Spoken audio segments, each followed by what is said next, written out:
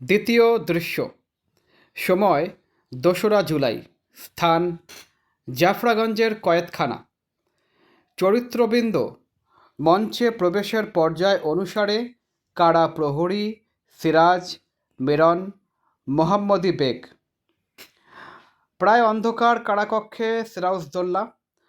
এক কোণে একটি নিরাবরণ দড়ির খাটিয়া, অন্য প্রান্তে একটি সোরাহি এবং পাত্র। সিরাজ অস্থিরভাবে পায়চারি করছেন আর বসছেন। কারাকক্ষের বাইরে প্রহরারত শান্ত্রী মিরন এবং তার পেছনে মোহাম্মদী বেগের প্রবেশ।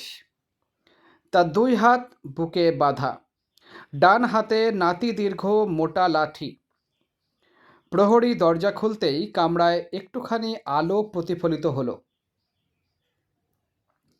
সিরাজ খাটিয়ায় উপবিষ্ট আলো দেখে চমকে উঠে, কোথা থেকে আলো আসছে? বুঝি প্রভাত হয়ে এলো? খাটিয়া থেকে উঠে মঞ্চের সামনে এগিয়ে এলো। মঞ্চের মাঝামাঝি এসে দাঁড়ালো মিরন এবং তার পেছনে মোহাম্মদী বেগ।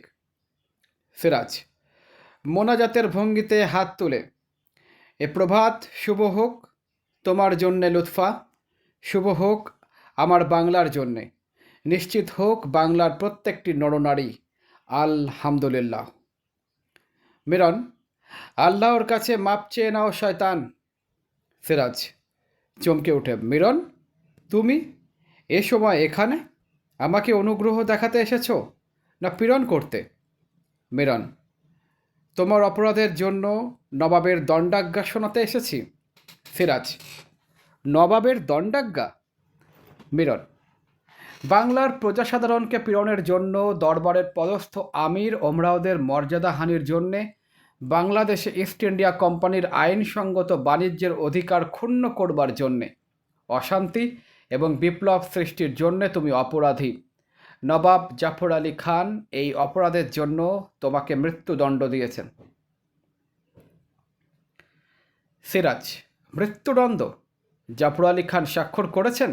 কই দেখি। মিরন আসামির সে অধিকার থাকে নাকি? পেছন ফিরে মোহাম্মদী বেগ। মোহাম্মদী বেগ জনাব। মিরন নবাবের হুকুম তামিল করো। সঙ্গে সঙ্গে বেরিয়ে গেল। মোহাম্মদী বেগ লাঠিটা মুঠো করে ধরে সিরাজের দিকে এগোতে লাগলো। সিরাজ প্রথমে মিরন, তারপর মোহাম্মদী বেগ। মিরন তবু মীর জাফরের পুত্র, কিন্তু তুমি মোহাম্মদী বেগ, তুমি আসছো আমাকে খুন করতে? মোহাম্মদী বেগ তেমনই এগোতে লাগলো। সিরাজ হঠাৎ ভয় পেয়ে পিছিয়ে যেতে যেতে। সিরাজ আমি মৃত্যুর জন্য তৈরি, কিন্তু তুমি এ কাজ করো না মোহাম্মদী বেগ। মোহাম্মদী বেগ তবু এগোচ্ছে। সিরাজ আরও ভীত। সিরাজ তুমি এ কাজ করো না মোহাম্মদী বেগ। অতীতের দিকে চেয়ে দেখো, আমার আব্বা আম্মা পুত্র স্নেহে তোমাকে পালন করেছেন, তাদেরই সন্তানের রক্তে সে স্নেহের ঋণ। লাঠি দিয়ে মাথায় প্রচণ্ড আঘাত করল। সিরাজ লুটিয়ে পড়ল। মোহাম্মদী বেগ স্থির দৃষ্টিতে দেখতে লাগলো। মাথা ফেটে ফিনকি দিয়ে রক্ত বার হচ্ছে। ডান হাতের কনুই এবং বাঁ হাতের তালুতে ভর দিয়ে সিরাজ কেথুটা মাথা তুললেন। সিরাজ স্খলিত কণ্ঠে, লুৎফা, খোদার কাছে শুক্রিয়া, এ পীড়ন তুমি দেখলে না।